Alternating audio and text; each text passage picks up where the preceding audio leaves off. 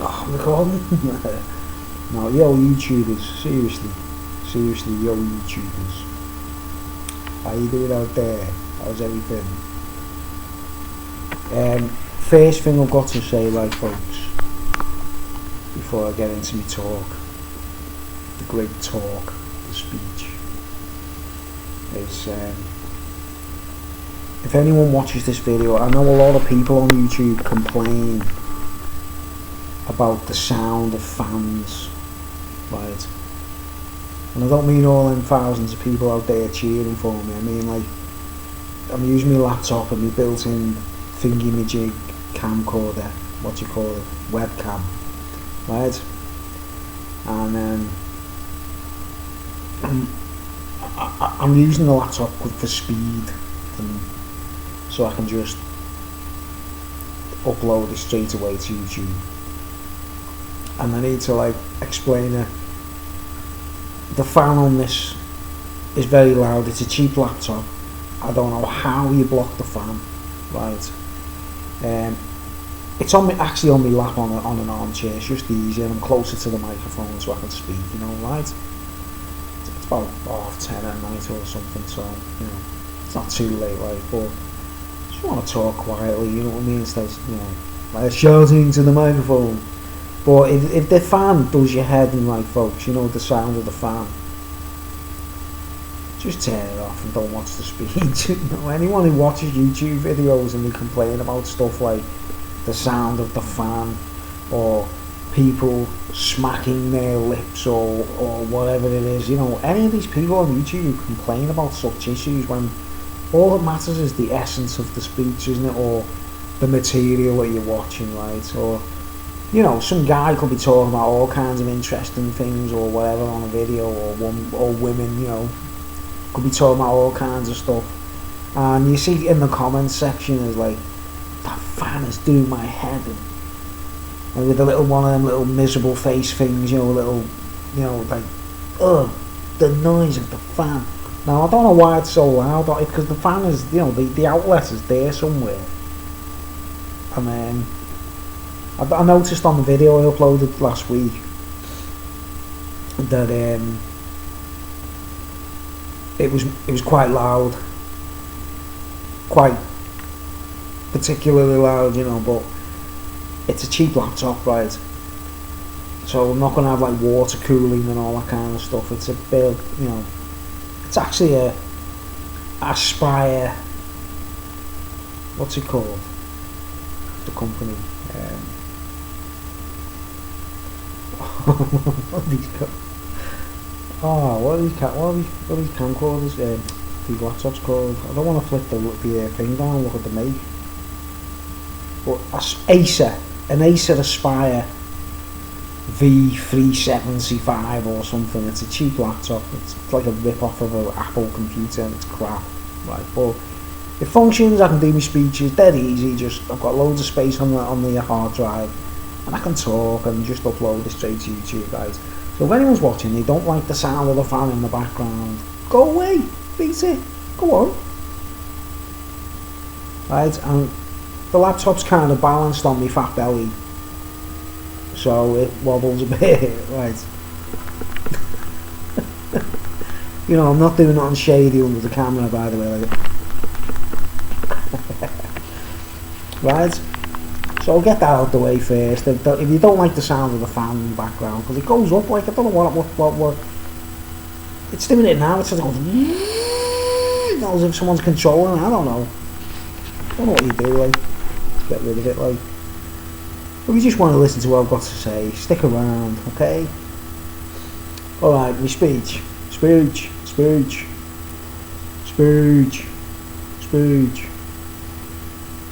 Don't rub it in, mate. Don't rub it in. LFC, on a roll. You never walk alone.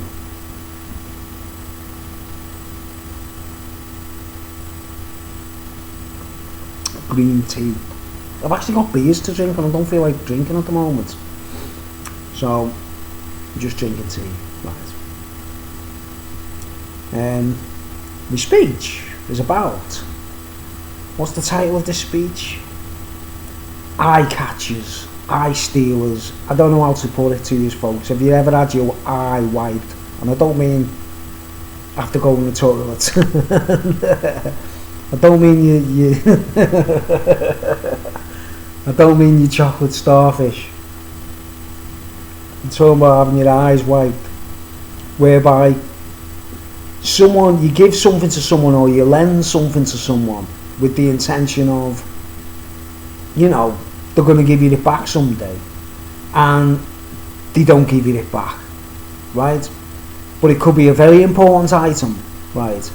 And the person who's taken the item off you has either been paid or asked to do it, or in their heads they intended to do it. The plan all along is to take something from you. And within that item there could be degrees of time and space, and that's what they're after, the points, as Freemasons call it. I call them pointy heads, right folks? When I say the word pointy heads, I don't mean people with pointy heads, or wizards or whatever with pointy hats on, the shadow of the moon thing that they do, like the shadow of the moon hat. You think they're magic, but they just, they're just into like having sex with amphetamines or something, like, whiz heads, wizards. I'm talking about pointy heads. They've got this obsession with points and squares, like, the Freemasonic point and square, So like here's one example in the real world, in a famous world, right?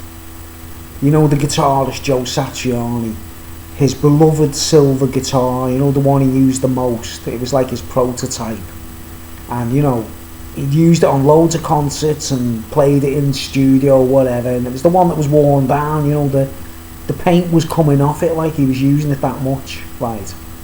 He was doing a concert somewhere, and while he was backstage or whatever, someone robbed it, right?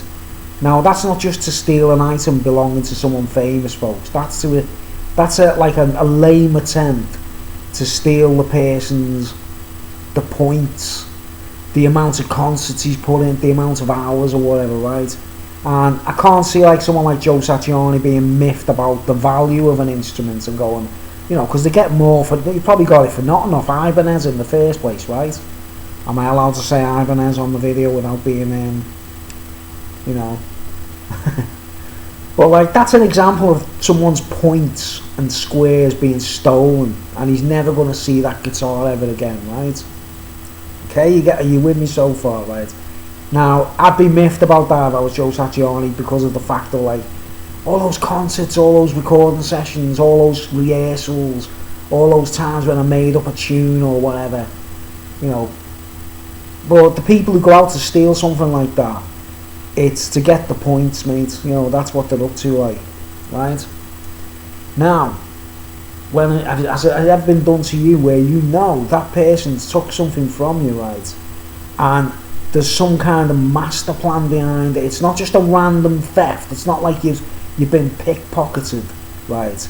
It could be money on your table. It could be anything, a stone, a rock. I've had stones stolen from me and I don't even know who took them. All I know is they just disappeared, right? Now, that's why I'm not material minded, where you put, you get too attached to something, because if someone nicks it, they try and take a piece of your life, don't they, Now, a classic example, I'll give you an example, right? I don't want to bore everybody, but I had an ex-girlfriend, I hope she's watching, but we used to split on and off, right? Now, when we were courting and when we first met and everything, right, we decided to buy each other a ring as a gesture of our, token of our appreciation for each other and our love and that, with crossed fingers crossed, a token of our love for each other, And the only way we could afford it was getting them out of catalogues, those mail order catalogues, right?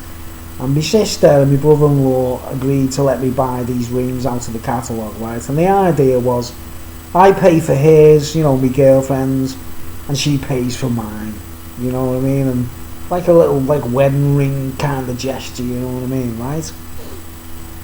So and this is we were quite young, we were like 16, 17, right? And anyway, I got this like gold signet ring, you know, like a typical man's gold signet ring with a black onyx stone, right? Black onyx. I mean, we're going back here about, was it 1982? 1982, yeah, must have been 82, right? And for it, I chose this little belt buckle ring with little tiny diamonds in it, right? And as time went by, we would split up, and she'd get other, you know, she'd get another partner and then come back to me, basically, right? After a bit of time and that, like, and I should have got the warning signs. When they come back to you, they're not coming back to you because they miss you and they want you back and that, like, they haven't got what they're looking for or whatever. It's like they're trained to take something from you, or, you know what I mean? There's something going on. They're like agents, aren't they, in some cases, right? I wasn't with her. To me, it's just a bear doing, like, you know, a chicken just seeing, and there's no complications, you know what I mean? But from their perspective, they could be like secret agents, you know what I mean? They're turning you over. But anyway, we got these rings out the catalogue, right? And it turned out that she was one of them people that wouldn't pay, you know, when you met the time to ask for the payments and that, like. So I ended up paying for, you know, because it was my sister's catalogue, right? This is the irritating part of it, like, because it was my sister's catalogue and I didn't want to, you know, let her down with the payments. When it was obvious that my girlfriend wasn't going to pay for hers, right? You know, pay for mine, and I was paying for hers, you know what I mean? I ended up paying for both of them, basically. I ended up going to my sister and handing over weekly payments to finish off the payments for both the rings, right? And we split up, right? And there was, like, you know, weeks or months in between, and she'd come back or whatever, and then we'd split up or whatever, like, you know. That's not the relevant point of this, like, right? But anyway, years passed by, and I still had my ring, right? And I gave her the ring I got her. Even when we split up, I gave it back to her as if to say, there's no point in me keeping it, you know what I mean? The crazy thing is about the one I gave to her, right? It actually snapped in half on its own when we were like, you know, when it was really over, the relationship. When do you ever see a gold ring just snap in half on someone's fingers? You know, like literally snapped in two places. It just fell off a finger, and I was like, that's a sign. This was when it was all over. You know, we knew each other for like 8 years or something. I'm not sure, like, you know, on and off, like. Right, but anyway, my signet ring, I've got photographs of me wearing it in old pictures when I was in my band, playing my guitar or whatever, like. And I got attached to it, right. Now when I say attached, it was the only rock that I owned, really, basically, because I wasn't rich enough to buy, you know, turquoises and you know, rocks. Well, you know, later on when I got older and I was started buying stones and stuff like that, with a view to making jewellery, basically. I was going to, like, make my own stuff and that, like, you know, to sell and that, like. And, you know, I've always had a love for rocks, like, guys, you know, I don't mean crack cocaine, by the way.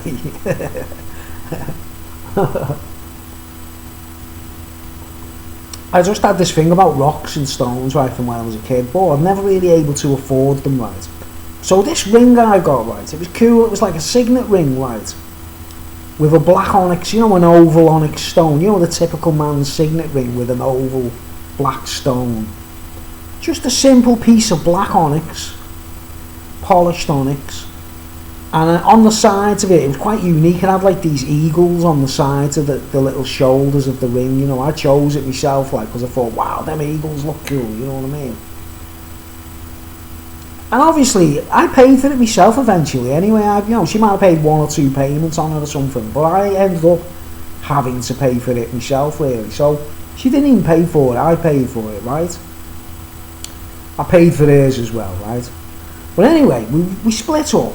I don't know if it was the first time or the second time or whatever.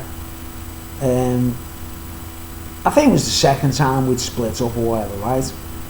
But by the time this split happened, I had this ring, and I got, you know, when you sit down and you like, you call it a touchstone, you turn the ring inside out so it's that the stone's there, and you put your thumb on it like that, and you just sort of go, I don't know, it's called a touchstone, isn't it? You touch a stone and you tune into it, like, and it's your little rock, it's your property. Like any woman out there who owns an engagement ring or with a diamond on will know what I'm talking about. It's like, it's just a tiny little stone, a bijou, or whatever they call it, like a bijou, tiny gemstone or semi-precious stone, and you get attached to it, don't you? It becomes like, you know, it becomes important to you, right? And we're talking back in the time, guys, when I wasn't even into, I didn't even smoke weed back then, or I didn't give a don't swear, try not to swear. I didn't give a fig about getting high or getting stoned and all of that stuff, right, folks? So I wasn't in that club where, like, black, you know, like black cannabis and black drugs and the colour black and all that. Like, it was nothing to do with that. If the stone was white, it would been the same, right? Well, I got attached to this little tiny stone, and it was part of my life, basically. From 1982, when we first got it, right, to the year when we 83. Man, it was it was only a year, wasn't it, really? Like, when I think about it, it might have been 2 years, not sure. But anyway, she come back to me and done me head in and said, oh, I missed you, I want to come back with you, blah, blah, blah, right? And I had that ring on, right, and we went for a walk, and, like, you know, when you're talking to ex-girlfriends, you've split up with them and then you get back together, and you kind of buzz off seeing them, don't you? Duh, stupid man, you know what I mean? You only learn when you're older, like, you know what I mean? But you feel like, oh, I'm just glad to see it again and that, like, this is sound, yeah, well, I'm not talking that. And we were sitting on this bench, right, talking, right, and I didn't realise it, but I think a man had sent her to, I don't know, it was like they wanted that stone, right, because I'd put something into it, like, think about it, 9 carat gold and onyx, right, and we're sitting on this bench talking to each other, right, in the early hours, like sort of 12 o'clock or something in the, you know, midnight or whatever, like, reminiscing and talking about old times or whatever, like, because we haven't been together for ages and that, like. And she goes, I better go home now, you know what I mean, it's best, you know, my dad will be going mad and all that. She still lived with her parents and that, right. This is before there was any, like, children involved in the relationship, and, you know, I was tied down and unnecessarily held captive, like, which is another issue I'll go into. I've got some amazing home videos to share, by the way, folks. Once I've put them to digital, I've got actual home videos of when I was a kind of like henpecked, like, married man with a child, like, mug of all mugs, and I'll share the videos with you one day, which should be funny, because, you know, we're talking about 1985, 86, when they were recorded, you know what I mean.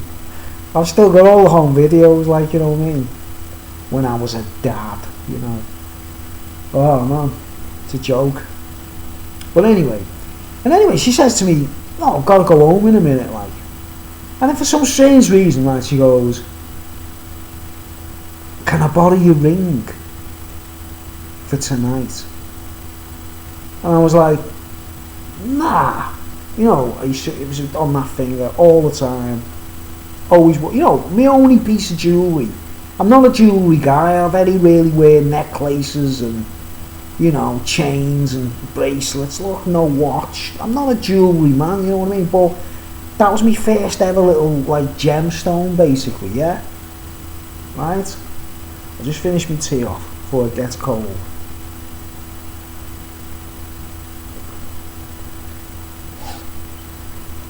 You know, I've got a bit more to talk about other things that have been stolen from me, and, you know, in the most below the belt, below the belt, like, where it's like, you don't expect it, like, it's not like. But anyway, she says, can I borrow your ring for tonight? I just want to, like, wear it and that, like, because it's your ring, and I'll, like, be thinking about it all night. That was the crap she come up with or something like that. And I was like, nah, no one takes this ring off me, you know what I mean? Right. I'll tell you what I'll do with this speech. I'll do parts 1 and 2, right? The first part is about the ring, and the second part is other things. And if anything else, yeah, I've got other things to talk about, right? But, like, next thing, I say, nah, this is, this doesn't leave my hand. This is I bath. I wear this in the bath and everything. I've been, like, wearing this for, like, nearly 2 years solid and getting attached to this stone, right?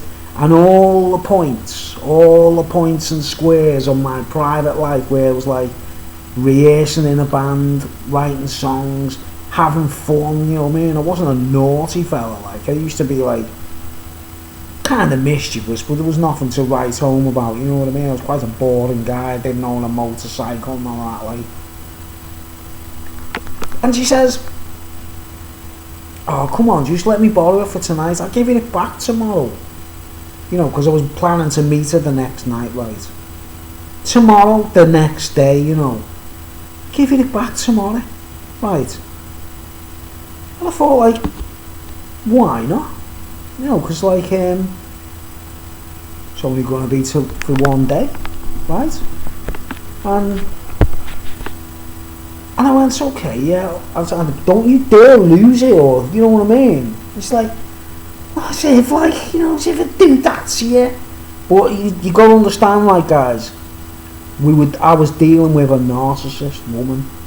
She was a narcissist, right? And I know there's a lot of videos on YouTube about that, like, right? But, man, I've watched all them videos and I've realised straight away one of my exes was a real narcissist, right?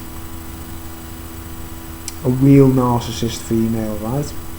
If she's watching, she'll probably deny all this, like, and say, no, well, that was a problem. That's what I found out in hindsight years later, like, right. But anyway, I said to her, alright, because I'm coming to see you tomorrow, aren't I, you know what I mean? And she's like, yeah, because I expected her to ditch me any minute, she'd ditch me and go with other men, you know what I mean? I was like, I was green, she was my first girlfriend, well, adult relationship when I left school, yeah. And you know what it's like, guys, you know what I mean? You kind of get attached and you don't want to let go. And then she's like, yeah, okay, good night, alright, blah, blah. I took her to her front door, she goes in, like, she goes to bed, I go home. I walk all the way home to mine, like, right. Next day I go to hers, right. Turned up on the doorstep as whatever time it was, like. She opens the door, alright, come in, yeah, blah, blah, blah, you want a cup of coffee? Yeah. I went, where's my ring? And she goes, oh, I've lost it. I'm like, yeah, you're joking, you know what I mean? It's a joke, alright. Give us the ring, you know what I mean? Don't be joking, give me my ring, like, you know what I mean? And she goes, no, I'm serious, Bruce, I've lost it, like. And I was like, oh, are you serious? She's like, yeah. And I'm thinking, how on earth can you lose a ring in one day, one night? But you realise how low that it's one of the lowest things I think she did to me. I mean, she did some strange things to me, you know what I mean? But that to me was the dirty tricks department of a narcissist. Do you know what I mean? And I was like, I thought she was joking for ages. I was like, look, stop winding me up, come on, give us the ring, like, you know what I mean? And she went, honest, I don't know where it is. I put it down on the table somewhere, and I turned round and it was gone. This is how messed up in the head she was, man. Right. And then she said, started making all these excuses, right? She said, my mum done some hoovering and it might have fell on the floor and it might be in the hoover, so I'll check in the hoover. She told me all this crap. It might have gone down the side of the chair, and I'll check. But basically, she was stalling, and she wasn't going to give me that ring back no matter what, like, you know what I mean? And I was like, I wanted to punch her head in, but I was thinking, I haven't seen her for ages, we just got back together again. I want to get me rough. You know, I was probably only thinking about, you know, having sex, basically. I don't really, you know, she done me head in, to be honest, you know what I mean, but that's not the point. But can anyone get that out there, guys? What do you think? Do you think that's like a load? And I never got it back. She never found it, right? And I suspect, right? And we did split up again after that. You know, there was always someone in the background she wasn't telling me about. You know what I mean? There was always other men who she hung out with or whatever, or she had some kind of game going on, like a narcissist does. They gather as many partners as they can, don't they, so they can play them off. You know, like, I don't know, they mess with your head big time, don't they, right? She never ever gave me it back. She never ever found it. She claims it was just lost. She only went to her own house, and that's where she didn't go out on a day trip or anything. And I suspect she kept that, you know, because it's a stone, it's a piece of rock, right? And it took me years to catch up to that, like, that element in that stone that I'd made myself. You know when you build up your little temples. You know, I'm sure, like I say, any woman who owns a nice engagement ring, or any dude who owns a signet ring, they've had it for years, whether it's a ruby or whatever, like, it's just, you know, it's just your ring, isn't it? You know what I mean? Right. And I always suspected she gave it to someone, like, and years later, right, you know, because we were supposed to have a kid together, like, and he was like, oh man, words cannot describe how awkward it was for me, you know what I mean? But years later, I said to him, like, to the lad in between us, like, who I think was to someone else, by the way, right? I said, well, ask your mum one thing, man. Ask her why that happened to me signet ring, like, ask her to be honest, and you know, whenever he spoke to me, she doesn't know, she doesn't remember, you know what I mean? And like, someone must have got it, you know what I mean? Someone must have it, like, or she had another man and she gave it to him or something like that, and he's told her to get it off me. You know, it's one way of stealing your eye, isn't it? You know what I mean? And it took me years to catch up to that, man, you know, like, to catch up to the actual, by getting all this onyx stones and using the replacement rocks or whatever, you know, to try and, you know, I've been chasing it since 1982, 84, well, it was 83, wasn't it? 1983.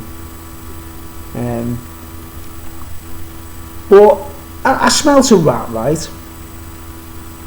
I smelt a rat. And I thought, and I couldn't believe she'd done it to me. I couldn't believe she just blatantly took it off me. And then the next day she is lying, as narcissists do, with like a cold, callous viper that she didn't know where it was. And she had a sister that hated me. Her brothers didn't really like me. It was like one of them awkward circumstances, and I could not believe what she'd done. I was thinking, she is one low down rat. If she's kept all of that, I'll give it to someone else, you know what I mean? Probably the lowest, dirtiest trick she ever did to me, because it was so, you know, I was expecting to get it back the next day. And you know, you look at a black stone, an onyx stone, all them days, all them, one day after another, like for 2 years or whatever it was, like, and then it's suddenly, you're never going to see it ever again. Right. So I believe there was a callous plan to steal my eye, my personal Brucey's, my eye, you know what I mean? And I always thought, man, I always approached her with caution after that, thinking, man, she is low, isn't she, to do that, like, right. Years down the line, right? Years later, Another example. Now, this is the crazy thing. There's a link between that woman and men I met years later. Right. I'm not sure how long this records. I'm 30 minutes now, so I'm going to try and... I'll try and do part 2 now, okay? Like, I don't know. I might stop recording, to be safe. But anyway, years later, right? I'm in another relationship with someone. Right, now, here's the point, right? Here's the first point. We lived together eventually after all that, right? We ended up living together in a family circumstance with this kid, this, like, Asperger's. Well, he wasn't Asperger's, he was autistic, right? He was the naughtiest kid ever. I didn't rest for 5 years all the time while we were living together, right? We did actually get together, you know, we lived together, like, to say, why? I mean, I must need a brain transplant, mustn't I? You know, I should have read the signs there, like, what a strange piece of fruit she was, like, you know what I mean? But we moved in together, right, and I had my first ever electric guitar, right? Now, everyone out there who play the electric guitar, you know how much I love playing the guitar or whatever, you know, I'm a guitarist, right? The very first electric guitar I ever owned, right, I got it out of a catalogue, you know, catalogue man. You know, nearly everything I got was out of catalogues. I was too poor, you know, to afford anything cash, right? But I bought it in about, I think it was 1981, out of a catalogue. And it was a Hondo Les Paul copy, right? That was my own first electric guitar, right? You know, it was a cheap Les Paul copy made by Hondo, the company Hondo, right? Wine red. I've got photos of it and stuff like that, right, you know. But I bought that before I met her. I'd only just bought that guitar, right? And then I met her when we were working in a superstore, in the Asda superstore in Birkenhead, right? And I always remember when I first spoke to her, you know, the first time you're talking to a chick in your teenage years, and like, yeah, I've got an electric guitar now. I'd only just got it, like, I'd only just bought it, like, you know what I mean? And I was telling her, I was like, oh yeah, I play a guitar, and you want to come back to mine and see it, like, that's like... Right. So it's kind of an important thing in like, you know, like, I'd only just got the thing, I'd only owned it for, like, I'd just started work, I'd left school, and I'd started working on a scheme in the same shop that she was working. That's where we met, right? And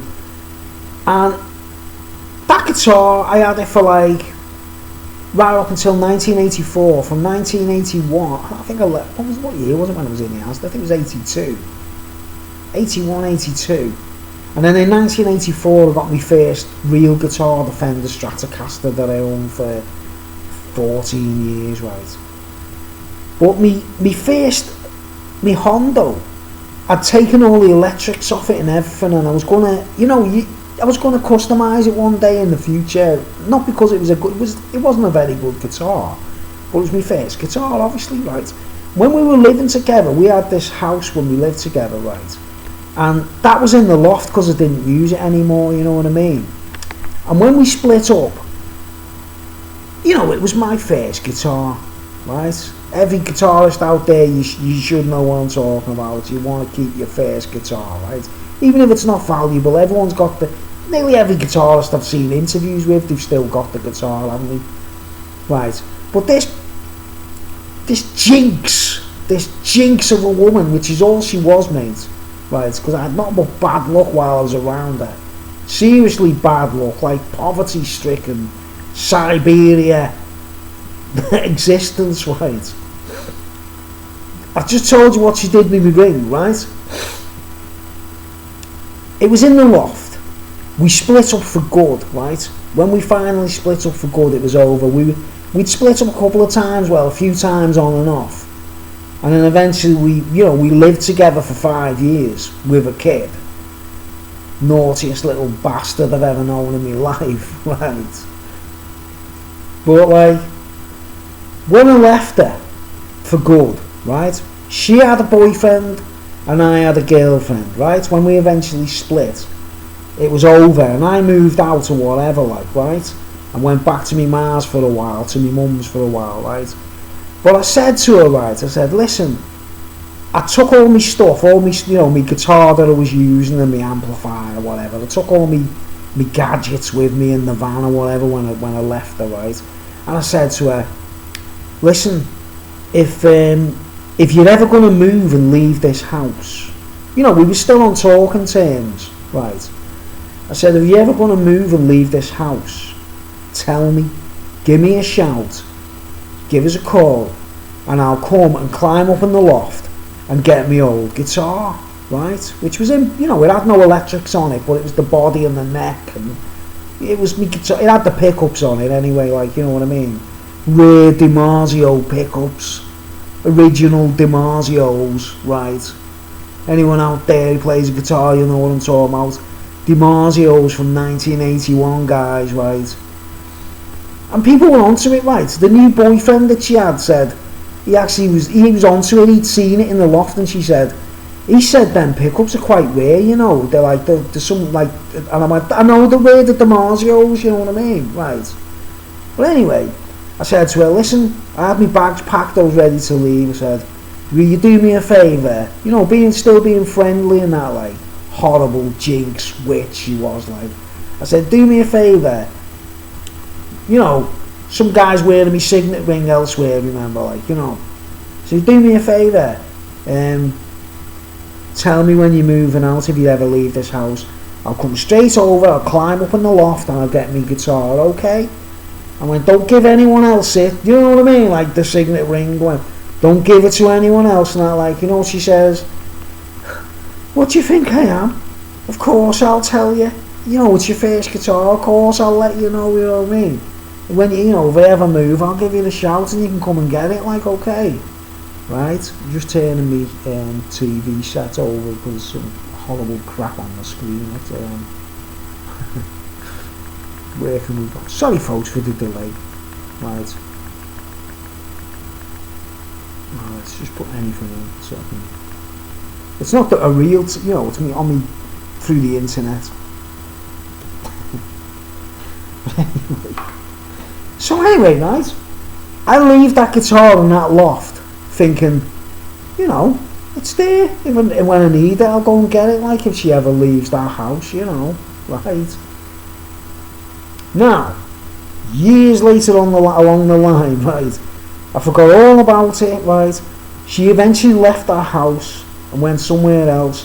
Well, she didn't contact me, folks, when she was moving out. I didn't get any, like, contact and that, like.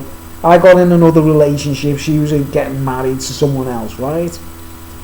I actually thought she'd contact me and say, come and get the guitar, like, I'm moving, like, right? No, she didn't do nothing like that, right? Now, here's the strange part, right? Years later, we're talking like, oh man, 1990s, right? 1991 roughly. I buy myself this cheap little, me first 4-track recorder, right? A Fostex X15 it was called. Now remember what I'm talking to you about here, guys? I'm talking about people taking things off you and not returning them, hoping to steal your points. Do you understand? Degrees, like the clock ticks and there's like, a circle of minutes and seconds, like. Well, time is like that in general, isn't it, like? And someone's always trying to steal your points or your eye or whatever, right? The ring's gone, my guitar, I don't know what happened to that, I haven't got a clue. All I know is she'd moved home, and I thought she might have took it with her. And it was like, in her possession still, I could still get it, like. Some of these bitches, mate, they're like parasites, you know what I mean? Vultures, right? If you're watching out there, jinx. But anyway, I get this X15. It's called the Fostex X15 if anyone wants to check it out. It's a little 4-track, right? I bought it second hand off someone, right? Someone I knew in Liverpool who was in a band with or whatever, like. He sold it to me like 70 quid or something, like. And it was my own personal first multi-track recorder, right? And I used to write songs with it, and do little recordings. There's actually some recordings on my channel from it, actually. I did actually keep the recordings, like.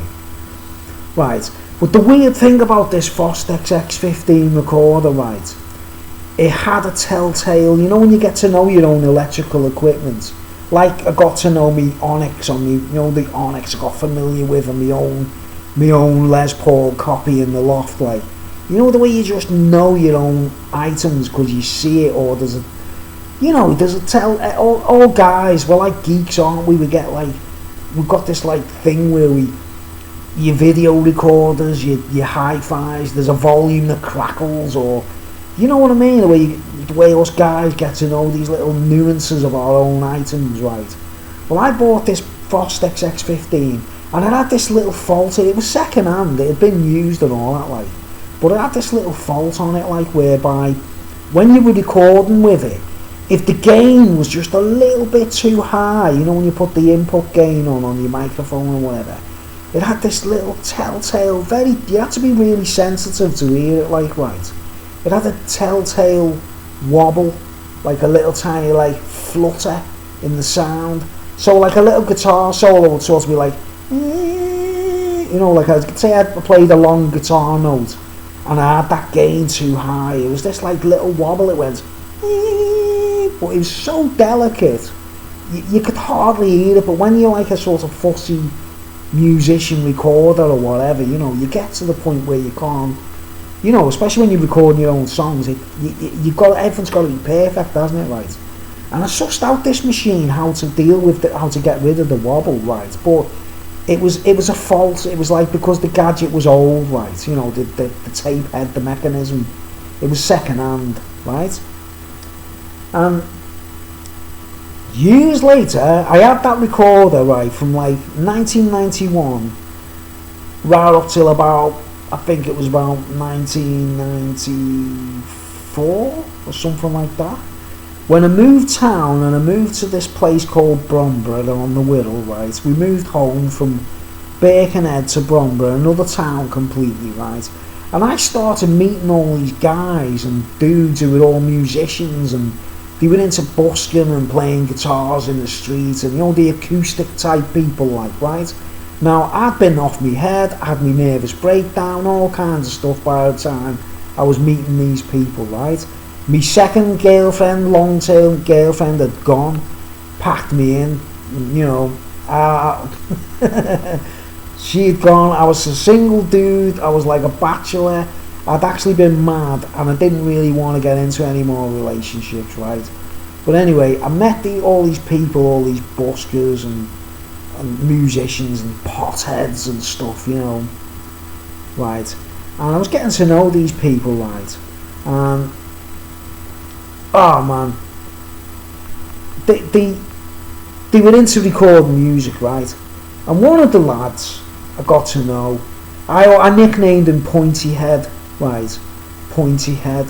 The locals, his nickname, and you know the locals who knew him, his nickname used to be, if you're watching out there, right folks, you know, and there's people who watch my channel who actually know who I'm talking about as well, I want you to pay attention to what I'm saying, right? But this guy, he was called, in the local area, his nickname was Scabhead. So you can imagine what kind of person he was. Do you know what I mean? Everyone else called him Scabhead. Scabhead. That was his nickname, right? And he was a shady fella, and he was into electronics, right? You know, he was heavily into, like, building things and making things with electronics and stuff, right? He took so much off me, I'll tell you in a minute, right? But anyway, I got to know him, I go to his pad, and we just jam guitars and stuff, like. And I said, I'll tell you what, I'll lend you me 4-track recorder in case I come to yours and we all have a little jam session, you know what I mean, and we record them and that, like, you know, and I was being like just friendly, just actually being as friendly as I could, you know what I mean, right? And I also had a bass guitar, right, which wasn't even mine, it was my old bass players in my band. When he, you know, if he's watching now, you know, he usually watches me videos, by the way, my old bass player, so he'll be just as pissed off about this as I am, if you know what I mean, right? But it was, you know what I'm talking about, my old guitar that was in the loft, right, my first guitar. This was his first bass guitar that he owned, right? And I was looking after it, and I used to use it to record with and things, right? But anyway, I thought, I'd take this bass guitar to Scabheads, right? And I take the 4-track recorder to Scabheads, right? This lad who, he was just a busker who wanted to learn how to play or record in my book, you know what I mean? But, he was a scabhead, right? And he was into weed, and he was into whatever, speed, he was into amphetamines, he was one of those speedy head things, But anyway, I left the bass guitar, which didn't even belong to me, it was someone else's, but you don't think that people are this, callous, you see, right? But I left the 4-track with him as well, right? And anyway, couple of days, weeks passed by, I can't remember, right? And I also, honestly, I owned a Marshall, listen to this folks, I owned a Marshall head. Have you ever seen people on YouTube talking about Marshall plexis, what they call plexis, and they're from the 70s or whatever, and people AC/DC or whatever, they buy them up as fast as they can, they're worth a fortune, you know what I mean, they're worth thousands, right?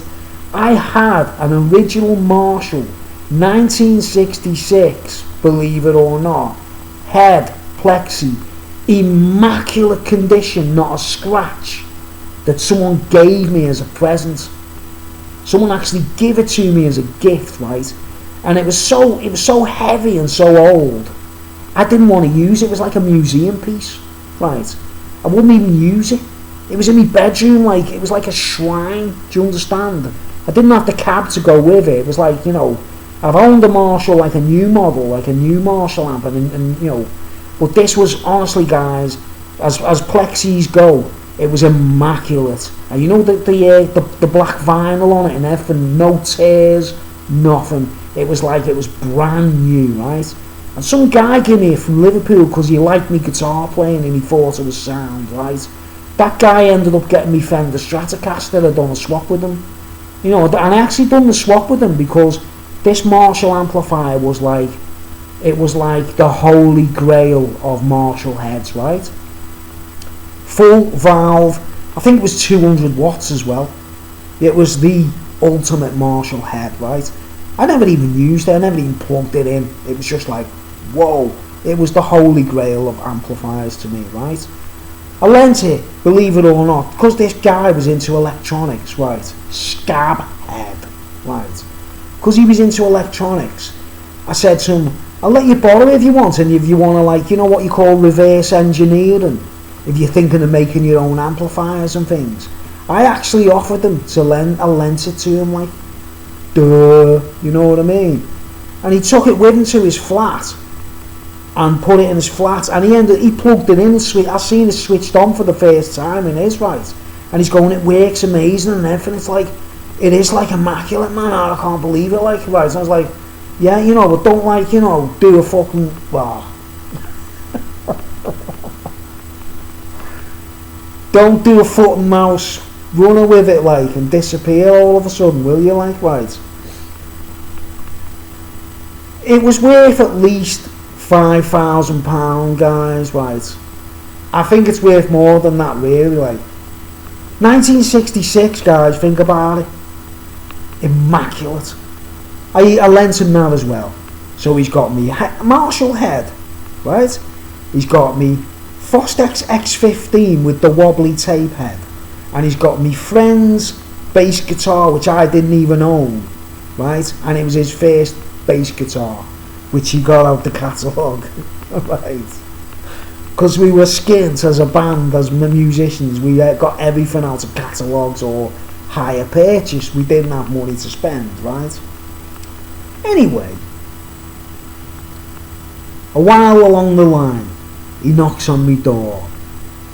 He says, I've got some bad news for you, Bruce. And I'm not sure whether this was before I gave him the Marshall, you know what I mean? That was irrelevant at the moment, right? He's someone broke. He lived in the flat with some other guy who shared another room, right? They had separate rooms, they shared the same flat. This guy, the other guy he lived with, was a big fella who was a hard knock, who was a bit of a a bit of a tough guy, right?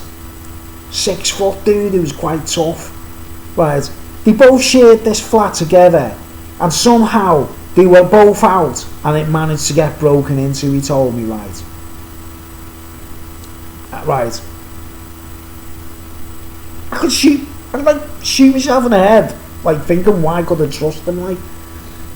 And he goes, I've got bad news for you, Bruce. I'm like, what? He goes, someone broke into me flat, and your Fostex has been stolen, and the bass guitar. I was like, oh man. You know what I'm saying about what the girl was saying to me about the ring? It's like, and there's nothing I can do about it, mate. And I'm like, I can't believe this, you know. I didn't care about the Fostex, right? I didn't care about that machine, right? So I think it was before the amplifier. I can't believe it didn't take the amplifier there after that, you know what I mean?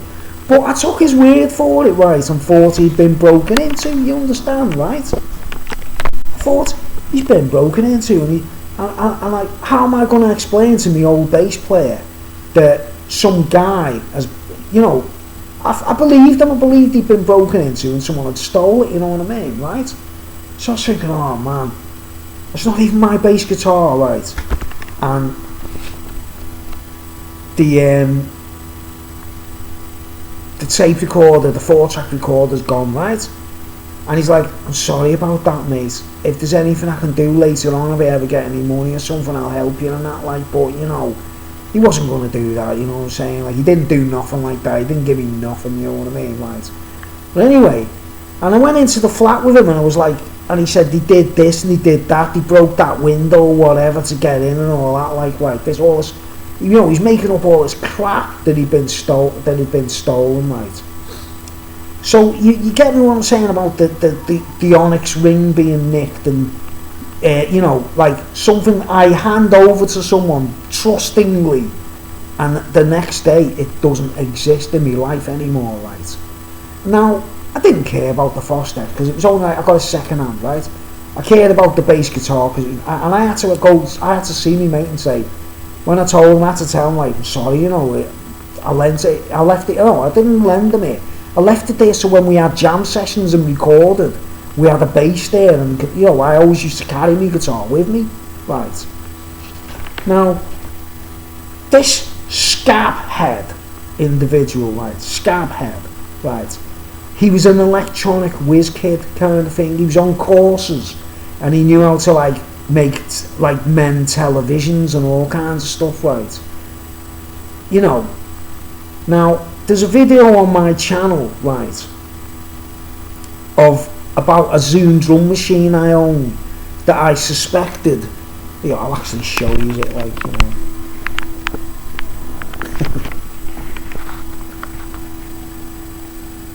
This is where it gets crazy, right, guys, complicated and strange. I wanted this speech to be quite concise and interesting, alright? You see that? I suspect this of being a Russian clone, right? You know, it's like we've got Russian agents all over the place. No disrespect to Vladimir Putin, by the way. This is like 1980s Russians, if you know what I mean, like people from a circus or something, all living in the country, being shady and secretive, right? Stealing things off us without telling us, right? But anyway, that drum machine there, right, it looks like a proper Zoom drum machine, right? But it's got this mad fault in it, right? That, like, if it's not plugged in to a power supply, or it hasn't got batteries in the compartment, when you program a drum pattern in it, or a song and you program it, if you leave it switched off for a couple of hours, the memory goes. And Zoom gadgets don't do that, man. They've actually, I've posted a video on about that, you know, if you want to go back. There's a concise video about that, you know, I describe why I suspect that drum machine is actually a Russian clone. It's not even made by Zoom in Japan. It's a Russian clone. Like, look, you know, when I say Zoom, if anyone's not too sure what I'm talking about, Zoom, like, that's the make look. Zoom, you know. Right, now look how good it looks. It looks like the real deal, yeah. Right?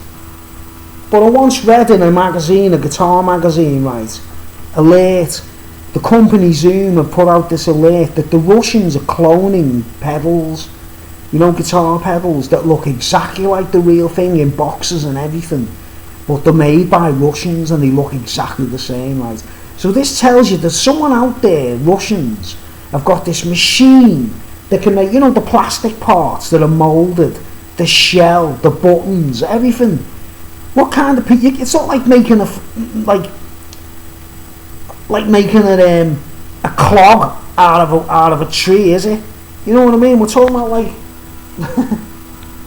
it's not like making a clog out of a tree, is it? We're talking about, look, all these little things, all this, like the dials, you know, like pieces of this plastic, the shell, the LCD, the liquid crystal display.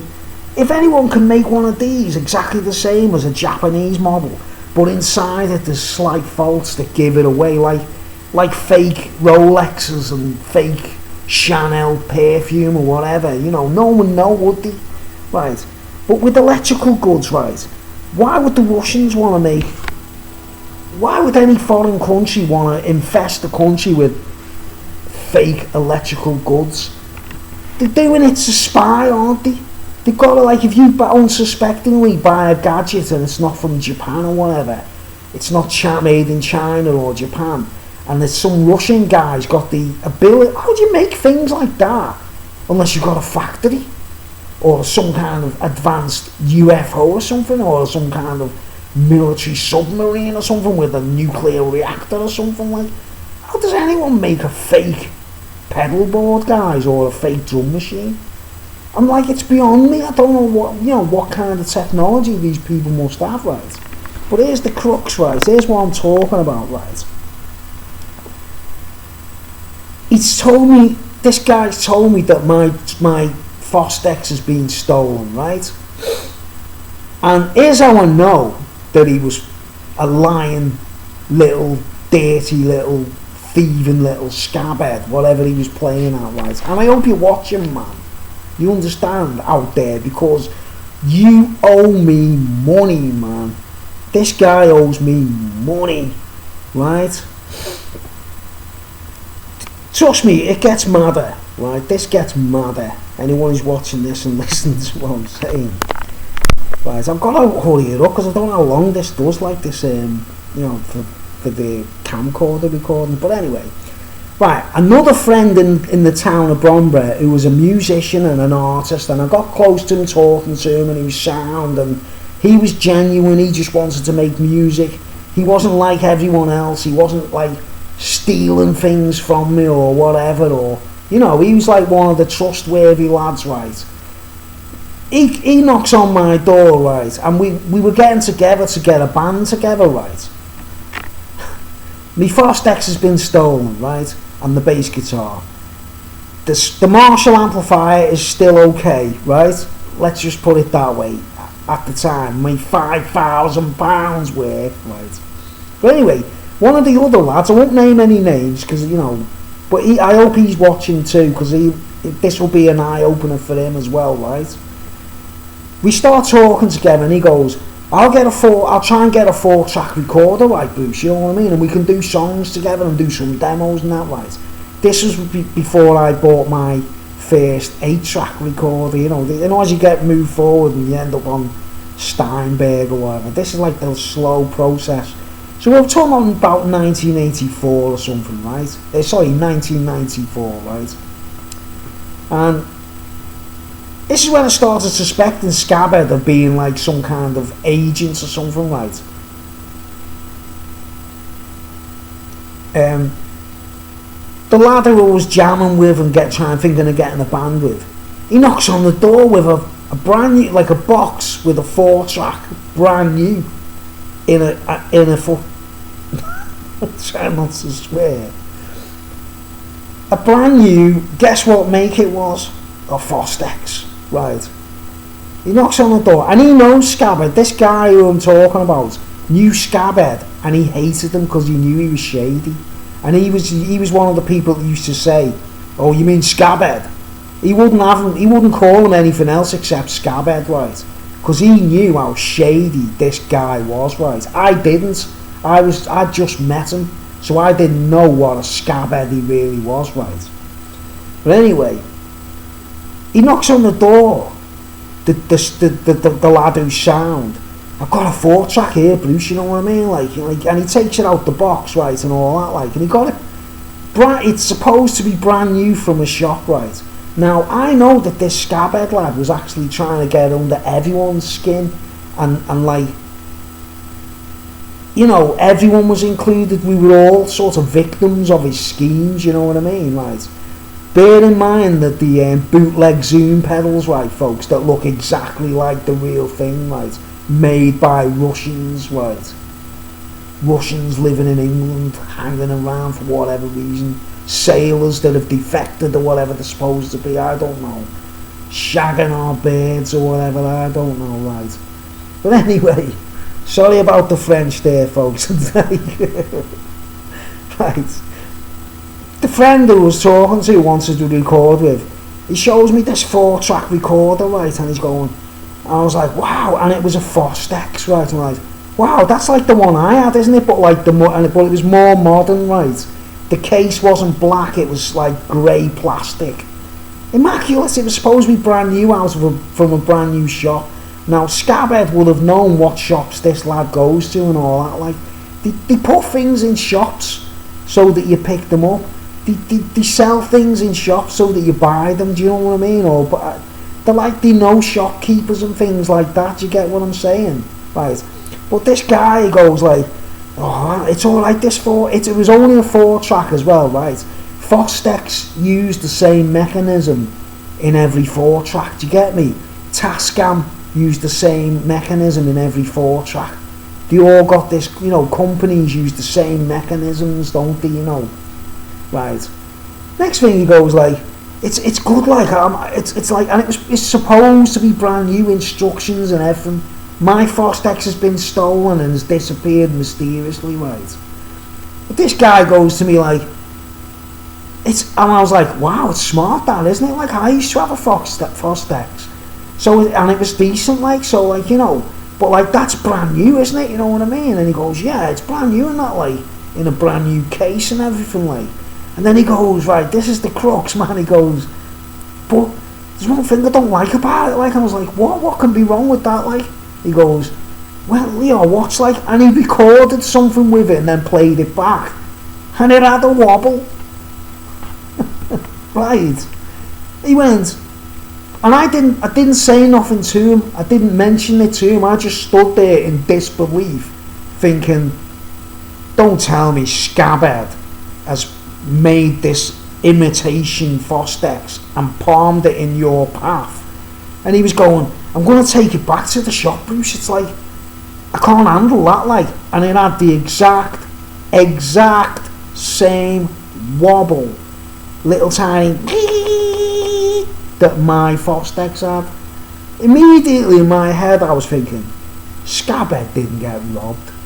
He's actually put my device in another case, and to try and get, like, the idea was, he knew this lad was going to come to mine and we record together and do things together.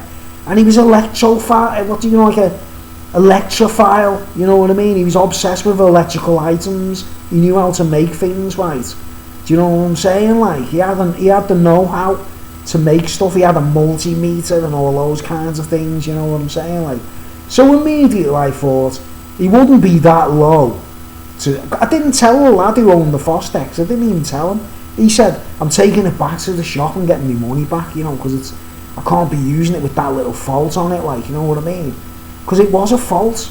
And I said, if you turn the gain down, it'll probably work alright, you know, because I knew how mine worked, and I was actually convinced. I was like, I bet your Scabhead has put the mechanism from my Fostex into this machine, hoping to have some kind of control over the pair of us, do you know what I mean?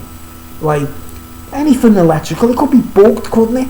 Could be bugged, so say we wrote an amazing song or something, like Scabhead sitting there with a pair of headphones going, yeah, I just recorded all of that.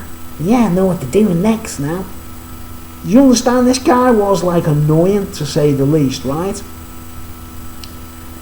If you're watching out there, the lad who I'm talking about who owned the Fostex, the new one, I didn't actually even tell him I didn't want to, like, get him thinking about it, like, because I knew he didn't like Scabhead anyway, you know what I mean? So I was like, I'm not going to mention it, but I think Scabheads pulled a shady one there, like, and he's made sure that he's picked this up. He's got like friends of friends in shops or something, and he's arranged it so that he picked it up, right? Which is shady in itself, isn't it, guys? That's really shady, right? I'll get this. Even after all this, I used to keep my mouth shut because I wanted to see if it go any further, you know what I mean? So this guy, he gets rid of that Fostex or sell, you know, I think he took it back to the shop, right? And I think the idea was we do something electrical, we record something, and okay, we've got the cassette tapes or whatever, but he takes it back to the shop, and then Scabhead has got some kind of contact and he gets that recorder back again, and he's got trying to like a hold over both of us as artists, you know what I mean? Like some kind of voodoo going on, like, right? And I go to Scabheads one day, like I'm looking around thinking, like, you know, me Marshall was still there, like I'm like thinking, what is this guy playing at, man? He claimed to be a believer in God, right? This is the other crux, right? He claimed that he had some faith and he used to go to church and things, right? How can you lie to someone about having your flat robbed? You know, but that's enough evidence for me. I think he used the mechanism out of that gadget and put it in that new one, right? He made it. He's one of them Russian agents, one of them Russians defectors or something, like circus or something, and he's going around making these bootleg pedals and effects and stuff and recording devices, right? But anyway, I go to see him in his flat, still thinking like I'm an Inspector Caluso, thinking, what on earth is this shady bastard up to, man, right? And he's got this guitar in his flat, right? It looks like a Hondo. It was actually a Hondo Les Paul copy, right? In his hands, in his flat, going, got this guitar off someone, you know what I mean, right? But the paint had been stripped off it, and it was refinished in natural, you know, the natural finish, right? And the pickups were gone, you know, the DiMarzio pickups were gone, right? It was the exact same model of guitar that I used to own, right? Right, now, this tells you one thing straight away. That bitch who I knew who I was living with had somehow met this Scabhead somewhere along the lines, and they knew each other. They'd actually known each other, like, because I was 100%. Think about how absurd this is, guys. It was different colour, but it was still a Hondo Les Paul copy. It just so happened to be a Hondo Les Paul copy with new pickups, right? And the paint job was taken off it, so I couldn't recognise it, right? And I'm looking at the guitar, you know what I say? You know your own stuff, you know your own things. I was looking at it like thinking, I'm sure that's my old guitar. You know what I mean? I'm sure that's my old guitar, and they've refinished it and put new electrics on it. So I'm thinking I won't recognise it, you know what I mean? So it's another piece of me, isn't it? If they're that callous, if they're that shady, if they're that corrupt, they're like vultures, aren't they? Like vultures, right? But my ex-girlfriend must have known this guy, mustn't he? He must have met her at some point behind me back or after we split up or something, and she said, oh, there's a guitar in the loft there, if you want it, you give me some cocaine or whatever, or speed or whatever, I don't know. Because they were all into cocaine and speed, guys, do you understand? That was the little, you know, the little catch, like, you know what I mean, right? So I'm looking at this guitar in his hand thinking, hang on, this guy is such a corrupt, scabhead, strange individual. And I assume someone else still has the bass guitar somewhere, they kept hold of it. It wasn't robbed, it wasn't stolen. They're just trying to take my points, you know, the points, the hours I put into it or whatever, right? But I'm not stupid, I've still got little bits and pieces from the past, you know, right? Can you believe it, guys? He's put me tape recorder in another mechanism and tried to fool another lad to buy it, if you know what I mean. He's picked it up in his shop, thinking he won't notice. We both noticed the wobbly head, right? He's got me guitar that he used to own, my first guitar, my own first guitar, right? Which is shady in itself, because the last time I seen that thing was in the loft of my ex-girlfriend's, right? So she's a shady bitch, he's a scabhead, there's something going on between them, isn't it? They know each other, right? Do you know what I mean? right? And then later on that, I just didn't say nothing. I didn't say, like, I didn't go, that looks like my guitar. I didn't want to say a single word of, like, letting them think that it was even bothering me. I was just thinking, like, what? Sad? Scabheady Russian agents, some kind. What kind of people are you? You know, I assume the Russians, they shouldn't even have lived in the country. Do you know what I mean? Agents making gadgets and stuff, right? So they're trying to take a piece of me, aren't they? If you know what I mean, right? It's just material, just bits of wood in it, right? But it's their intentions. It's like, what are they up to, man? They're trying to take a little piece of me, right? And then a bit later on down the line, right, the lad who owned the 4-track recorder, right, he got a band together and he needed an amplifier.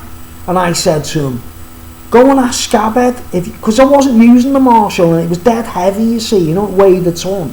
Because it was heavy and that, I wasn't in a rush to get it back in mine because I wasn't likely to use it, but he promised me he'd give me it back. Do you know, this is the nice Christian man he was, like, you know what I mean? Like, amphetamine head, cocaine head, Christian man that he was, like, right? And he goes, I said to him, you need an amplifier, like, go and ask Scabhead to let you borrow that Marshall. I don't mind you using it, like, you know what I mean? And he went to see him, right, and he said, he come back to mine and he goes, I went to see Scabhead, and he went, Bruce isn't getting that Marshall back, I'm keeping it, and no one's getting it, like, right. So he literally stole a price, like, you know, in the guitar world, it's a priceless item, right? He kept it. He actually kept it. He wouldn't give me it back or lend it to my friend who needed an amplifier.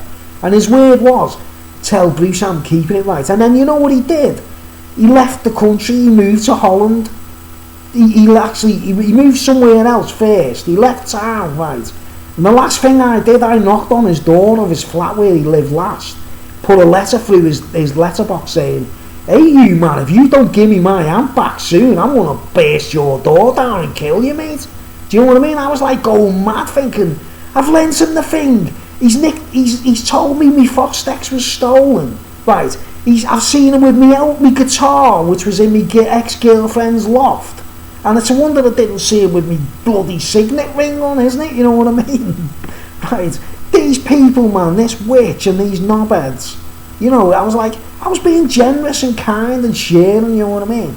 I assumed he kept the bass guitar as well, right? But anyway, I put a letter through his door, you know, saying, look mate, if you don't open because when I went to his flat, he wouldn't answer the door, you know what I mean? I was like, I put a letter through the door, I was like, if you don't open this door, you don't, like, you know, speak to me soon and give me back my Marshall amplifier, I'm going to kick the fucking door. Sorry about the swearing, folks.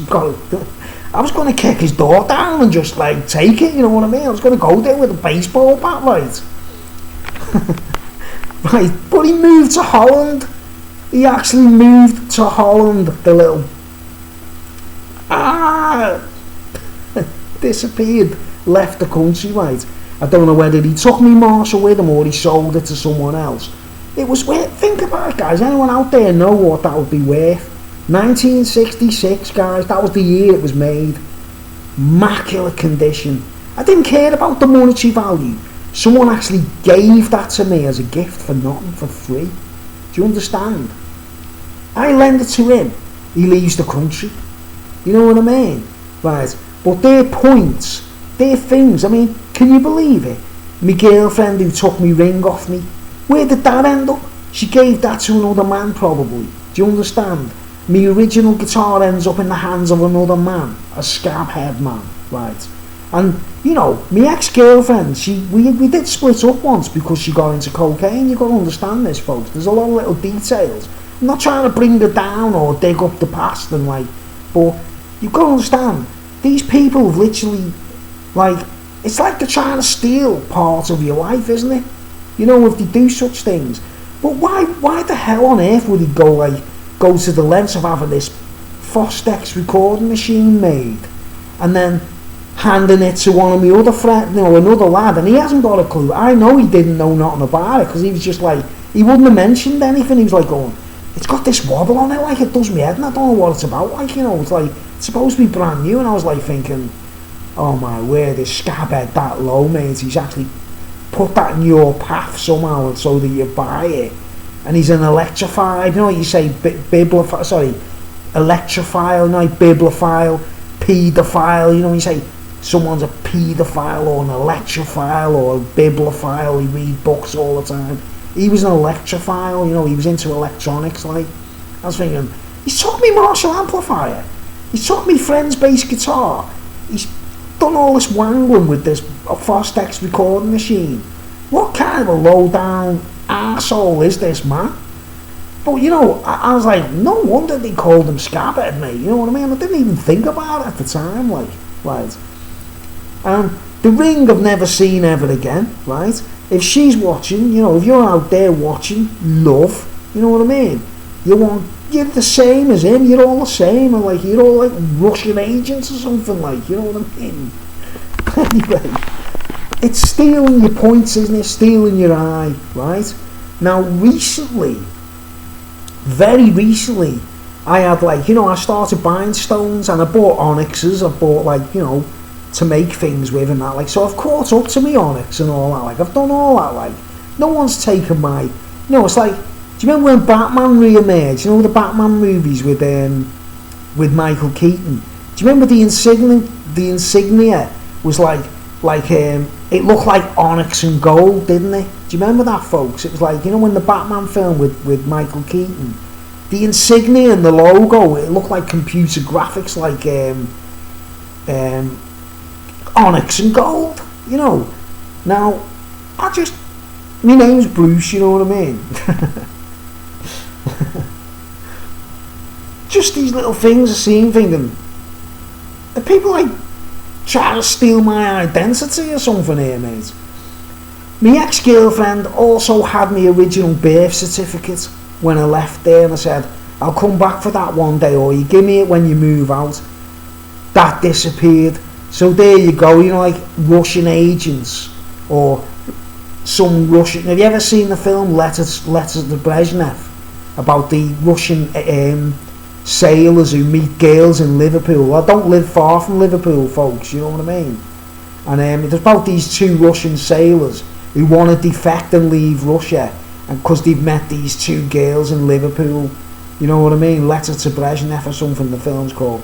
But I think it was something like that. I think these girls who we knew were hanging out with Russian sailors or something, or Russian spies or something, and they're capable of making like these things. Because guess where I bought this, folks? I didn't get it from the catalogue. Bought it second hand in a second hand shop. Do you know what I mean? Like red flag. It's got faults in it, like. So I think that's another attempt to electrically get into me space. Do you get me? Like, something going on, isn't it? Like, you know, my Marshall amplifier, I've still never seen it. He still owes me £5,000 for that, right? Me Les Paul copy, Hondo. You know, it was a Hondo and everything. You guys, man, if you're responsible for it, like, I hope he's burning in hell. Do you understand? I hope he's watching, and I hope he's burning in hell for it, like, you know what I mean? Because I was being generous, sharing things, lending you things. With the bitch, I lent her me ring for one night and never seen it ever again. You know, any guys, if she gave that to you guys and you know who you are and you're watching this and you're like, I got Bruce's ring, like, you know what I mean? Like, you know, one day, mate, you've got to pay the piper, you know what I mean, if you're watching. Anyone who's watching this and you're like, wow, I did take this, and me friends, me old bass player's bass guitar, whoever got that, like, you know what I mean? You know, you've got to pay the piper. I mean, I've nicked things, guys, when I was younger and stuff like that. I'll be honest, like, no one someone say karma, but that's a different matter, isn't it? If you sort of, you know, like someone nicks something off you and you kind of like, it's unexpected and you don't know who the person is and all that. I understand that. But I've had stuff nicked off me back and paid me dues, do you get me? Like, this was like, I'll lend you this, I'll give you this, I'll trust you with this. And then this skullduggery to make it seem like it's been stolen or whatever, like, and then you like put it in another case or whatever, you know. Oh man, you know, can you believe what I'm saying, guys? That the same guy had me guitar out the loft, right? So they were like that, weren't they? At some point in the past, she was seeing that guy. My ex-girlfriend had something to do with Scabhead, right? Or, you know, the big guy I'm talking about, the big tall guy, the big hard guy who lived with Scabhead. She might have had something to do with him in the past, right? And think about it, man. Me and my ex had this kid together who I suspected had nothing to do with me. He had, you know, he didn't act like me, he didn't grow up like me, he was taller than me, all these characteristics. We're talking about like a lot more than like a couple of electrical items here, guys, you know what I mean? You know, do you know what I'm saying? She's probably screwed both of them guys. Do you know what I mean? For a bag of speed or something, I don't know, for an orgasm, I don't know. But anyway, that's enough. I'm 1 hour 20 minutes. I've said enough. Like, but I'm putting this message out for like, it's a little bit. You know, have you had your eye wiped in the same way, guys? I can't imagine anyone else out there that would have experienced such a two-faced skullduggery in their lives. You know what I mean? I can't like believe she even took the ring off my finger, and I never saw it ever again. Like. And I hate her for that. I actually hate her for doing that to me, you know what I mean? I didn't tell her that, like, when I got back with her. I didn't... It was in retro that I realised all these things, especially after the scene Scabhead with me guitar. I was like, hang on, did she know these guys back then or something like? Are these guys, like, taking the piss out of me or what? Like, did he want to, like, they looking for, like, a quick... Was it a quick fix into a coffin or something like? Do you know what I mean? Because, you know, a man can only take so much, can't he? You know what I'm saying? Like, but I take it they all knew each other sexually or something like. You know. But anyway, enough said. I'm going to finish, wrap it up now and try and upload this video. It's gone over 1 hour and 20 minutes. This is a bit of an experiment as well, like. But I don't know if it means anything to anyone out there, but if you've got any girlfriends, narcissist girlfriends, or if you're a woman and you've got a narcissist boyfriend, punch their heads in every chance you get. You know, people say, you know, no contact and all that, like, you've got to beat them up, mate. You know what I mean? I'm not a wife beater, or I never hit women, you know what I mean? I wish I had punched their head when I had the chance, when I look back on it all, man. I actually wish I had slapped her around and beat her up and give her a couple of black eyes for what she's done to me, you know what I mean? And Scabhead, if you're watching in Holland, in Amsterdam, wherever you are, with your pimp hood, in your little pimp club, like, you know, you owe me £5,000. I don't want the amplifier back because it's too big and too heavy, and I'm never going to use it anyway, you know what I mean? But he owes me £5,000, about £50 for the Fostex. He owes me mate about 200 quid for his bass guitar. You know, when you owe people a lot of money, you've got to pay the piper, you know what I mean? Me Marshall was £5,000 worth, you know. But, you know, I hope you're watching out there. I hope my friend who owned the Fostex, who bought the rip-off Fostex, the Russian clone, he's probably a Russian himself and he knows what I'm talking about. I'm thinking, alright, Bruce, yeah, you're probably right there. There's a lot, like, because I bought that drum machine second hand in it, like, now how would the Russian agents put his stuff about in the you know, they'd go like into the second hand shops, wouldn't they? No second hand shops, they don't really care, and go like, got this pedal board to sell or this drum machine to sell or whatever, and they go, yeah, oh yeah, it's a Zoom, yeah, but it's a Russian clone. Clones, you know, with clones. Can't imagine what he's done with human beings, mate. Do you know what I mean? They're that good at cloning drum machines and pedal boards and stuff. Can't imagine what they've done with humans, you know what I mean? He's probably got a cloning lab in Amsterdam or something, you know what I mean? Selling hoes or something like. I probably met one of them, haven't I? One of the women, you know, probably a bird in my life, one of the women in my life has probably been cloned by Scabhead, do you know what I mean? Proper cloney Scabhead. Oh man. Anyway, I don't know if you find this interesting, guys. It's more of a sort of like a forewarning of things to come. That I feel cheated, I feel robbed, and I want what's mine back. You know what I mean? My birth certificate, what I left with my ex-girlfriend. I said to her, "What if you know?" I said to the lad who was supposed to be my son, like, ask your mum where my birth certificate is at least, because I needed to get a passport, right? she doesn't know where it is, and she doesn't know what she did with it. And there's this guy called Scabhead with one of me guitars, like, you know, and I suspected someone doing identity theft. You know what I mean? It's not about just points and squares, is it? Pointy head. It's about my identity, my Brucey ring or whatever. Like, I'm sure there's a load of guys out there like looking down on the floor in shame, thinking, man, we are like the lowest little shit brains on earth, aren't we? You know what I mean? But anyway, I'm going to get off anyway, and yeah, be careful. My advice to anyone: don't buy any electrical gadgets in second-hand shops if you can avoid it. You know what I mean? Buy something brand new every time, right? Don't leave your guitar in the loft with an ex-girlfriend. Don't lend anyone a Marshall amplifier that's priceless in the world of rock music. Don't let your ex borrow your signet ring for the night, because they'll steal your eye, witch. You know what I mean? Alright, I'm getting off. Thanks for watching. Comments below. Anyone who thinks this is funny or interesting. I don't know. I just wanted to get this one off me, you know, let some steam off, because I have been harassed lately, guys, and I think these people who've done all that to me are partly responsible for me harassment. If I've got to go around cutting the heads off snakes, man, I will cut the head off the snake. Do you understand, folks?